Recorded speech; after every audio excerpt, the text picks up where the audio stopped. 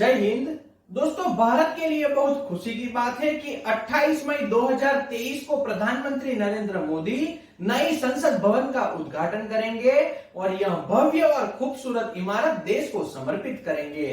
दोस्तों, भारत की संसद का पुराना बिल्डिंग जो अंग्रेजों के द्वारा भारत में निर्माण किया गया था और आने वाले समय को देखते हुए अब बड़ी इमारत की जरूरत देश को महसूस हुई और इसी को देखते हुए 10 सितंबर 2020 को प्रधानमंत्री नरेंद्र मोदी ने नई संसद भवन का शिलान्यास किया था और मात्र 2.5 वर्ष के भीतर इस इमारत को अब तैयार कर लिया गया है और 28 मई को इस देश को इस इमारत को समर्पित कर दिया जाएगा।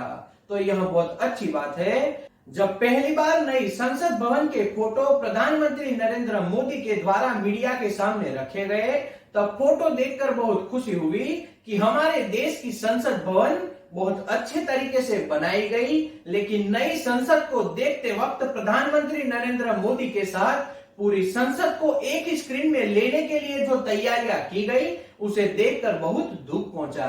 क्योंकि यह भारत देश की संसद है तो संसद का मुआयना करते वक्त संसद के विपक्ष के नेता और संसद के दोनों सदनों के अध्यक्षों को भी उस फोटो में एक साथ में ले लिया होता तो इस फोटो की खूबसूरती और बढ़ जाती।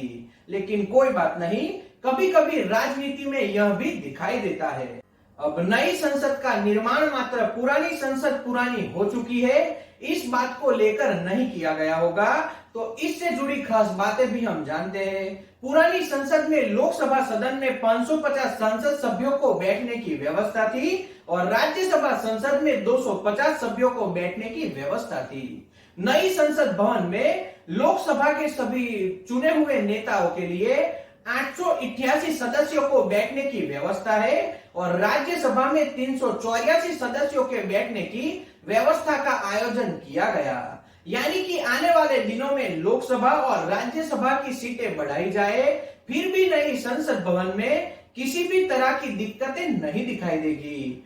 अब हम नए संसद भवन के उद्घाटन को 28 मई 2023 को ही क्यों रखा गया और इसके पीछे कौन सी राजनीति भारत में हो रही है उसे थोड़ा जानते हैं।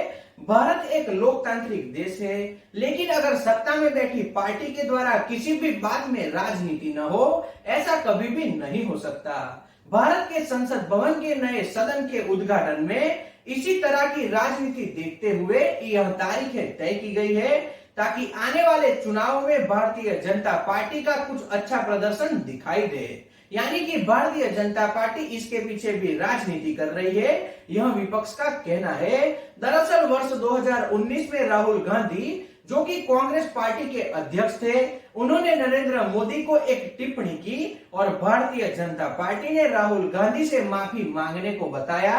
ऐसे में राहुल गांधी ने माफी मांगने से बिल्कुल मना कर दिया और मना करते वक्त उन्होंने बताया कि मैं राहुल गांधी हूं, मैं राहुल सावरकर नहीं हूं।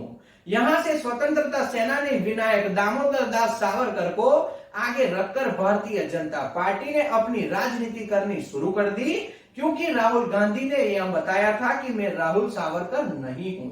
और हाल में 28 मई को विनायक दामोदर सावरकर की जन्म जयंती है और इसी बात को देखते हुए भारतीय जनता पार्टी ने इस तारीख को नए संसद भवन के उद्घाटन के लिए पसंद किया है। यानी कि आप इसे एक राजनीति मान सकते हो ताकि आने वाले दिनों में दूसरे राज्यों में जो चुनाव होने वाले हैं वहां इसको लेकर वोट खड़े किए जा सके। तो यही इसके पीछे की कोई राजनीति है। दरअसल भारतीय जनता पार्टी का हर वक्त कुछ ना कुछ अलग एजेंडा देखने को मिलता है और इन सब के पीछे उनका यही एक ही मुद्दा है कि राजनीति करके अपना वोट बैंक बढ़ाया जा सके। और सही में देखे तो लोकतांत्रिक व्यवस्था में यह होना भी चाहिए।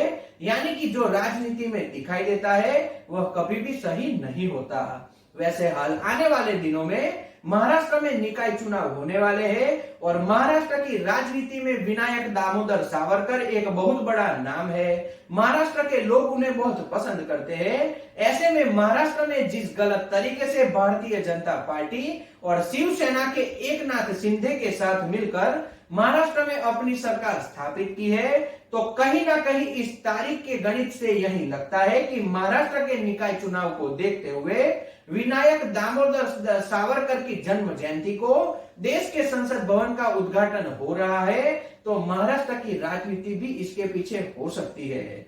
वैसे तारीख चुनने में भारतीय जनता पार्टी हर वक्त बहुत ध्यान रखती है और कुछ ना कुछ राजनीति इसमें छिपी होती है। जब केंद्र सरकार में स्थापित भारतीय जनता पार्टी ने 5 अगस्त 2019 को जम्मू कश्मीर राज्य से अनुच्छेद 370 को हटाया था और दूसरे वर्ष यानी कि 5 अगस्त 2020 को उसी दिन प्रधानमंत्री नरेंद्र मोदी ने अयोध्या में राम मंदिर की आधारशिला रखी। यानी कि इन दोनों तारीखों को भारतीय जनता पार्टी ने इस तरह से सेट किया।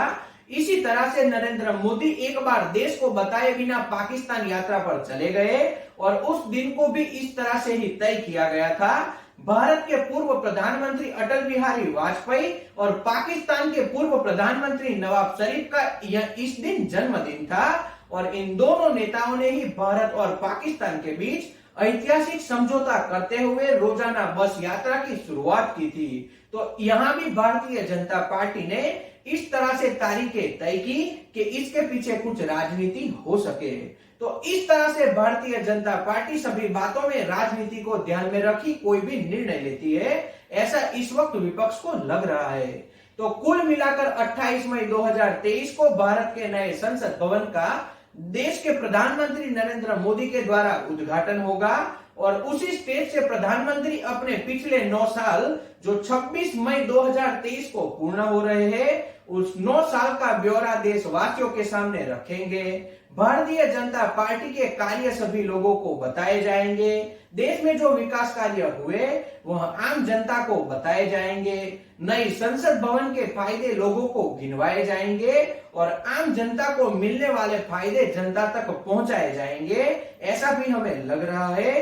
तो इस तरह से भारत का नया संसद भवन अब थोड़े ही दिनों में देश के लिए समर्पित होगा। तो इस तरह से भारत का नया संसद भवन अब थोड़े ही दिनों में देश को समर्पित होगा। तो आज के वीडियो में इतना ही। जय हिंद।